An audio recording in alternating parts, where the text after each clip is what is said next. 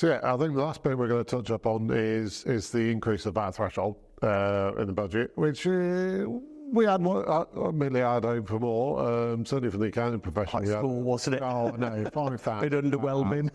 Okay, from 85,000 to 90,000, it will help quite a few clients out there, but again, we had hoped for around 100,000. Ideally, it would have been 125,000 to be more in line with the thresholds for sort of tax-free allowances and stuff like that. But again, 5,000 is not to be sniffed at, but it's still not great. We're still going for quite a few clients that are still in that threshold. And again, on the flip side of that, the deregistration threshold has gone from 83,000 to 88,000 for a 12-month period. It's not ideal, really, but it's something, I think. For a simple man like myself, and being in a service that's largely VAT exempt, what is the implication of hitting the VAT threshold? What does that mean to business? So yeah, for quite a lot of businesses, it's obviously when they hit the VAT threshold, they've got to charge VAT, which is 20% on top of your sales. And normally what happens is businesses get themselves into that market where they're charging the price is what it is, then they have to charge VAT, and they can't turn around automatically and pass it on to the clients. So some will split the difference and reduce their price. Increase the price by 10% overall, but then that other 10%, because they're having to collect 20% VAT, they're having to reduce their net income by 10% in order to cover the VAT that they've got to pay over to the taxman. Are there any pros of being VAT registered? From a sort of professional standard, it looks nicer if you're VAT registered. Certain councils and larger government organisations won't work with companies unless they are VAT registered. But then again, for most sort of day-to-day smaller businesses, they're charging them to the end client, and the client, the consumer, they can't recoup the VAT generally, so they're having to think, well, actually, I can't turn around to my client and say, oh, sorry, this year I had to put another 20% on my charge because I've got to pay this over to the taxman.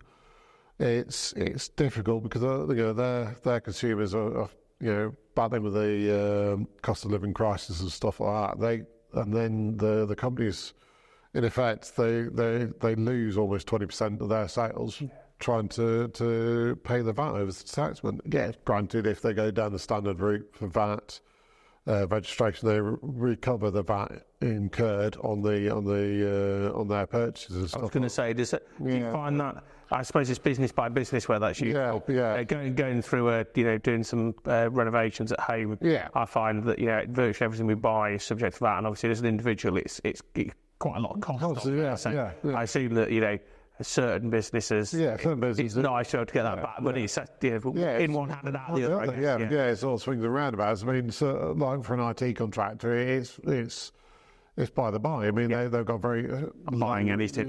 Hardly ever buy anything. And some of the software that was already because they're buying the softwares outside of the UK, there's no VAT on the sort of software suppliers and stuff like that. Whereas if it's a builder and it's a builder's merchant, they've already got VAT, so they can recover that. But then also you've got a domestic reverse charge for VAT for certain builders as well, so that already stings them for that as well.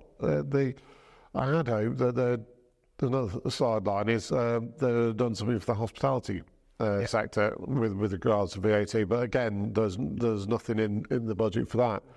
And with the hospitality sector already being squeezed as is, and then they've now got national minimum wage kicking in, going up from £10.40 odd to £11.43, and it's not just from 23 years and up, it's 21 years and up. So that's going to be a massive cost increase for those guys, and it does worry me really. And again, they could have done a lot more, I think, with the VAT thresholds for that. So my last question with that was, this might seem like a really obvious, but I assume this is on group undertakings, and not you couldn't just have one business and get that up to 80,000 and then start another one and take that up to 80,000. If you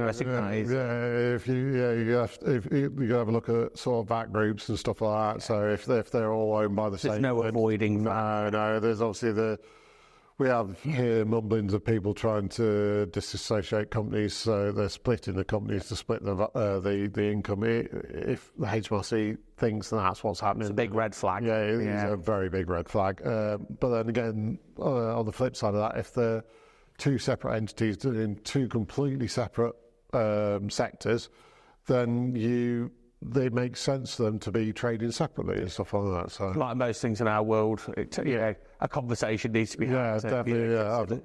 Have a conversation with your tax professional and see, what we can do to help advise you on that, because there are pitfalls and there are scary sort of things if you're not careful, sort of thing. So, yeah. Super.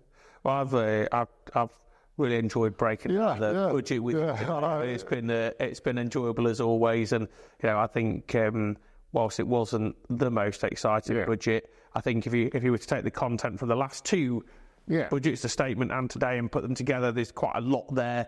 I think the biggest risk from my perspective is that actually in this sort of drip-fed information and new rules every 6 months, if we take this approach, it's a lot for businesses and people to keep on top of. It's 2 points a year where there's a sort of new set of rules. So I think that does make it tough for business, and hopefully these type of conversations are helpful for people listening. Welcome to the guys, and thank you again for your time as well. It's always good to get the financial side of things as well. I mean, obviously we can talk wax lyrical about the tax side of things, which granted is not the most exciting areas, really, is it? But it's one of those necessary evils. And then, from the financial side of things as well, we can look at actually what this is going to cost our clients, and it really helps as well. So it's brilliant. So thank you again. No, brilliant. Thanks for having me. Cheers again.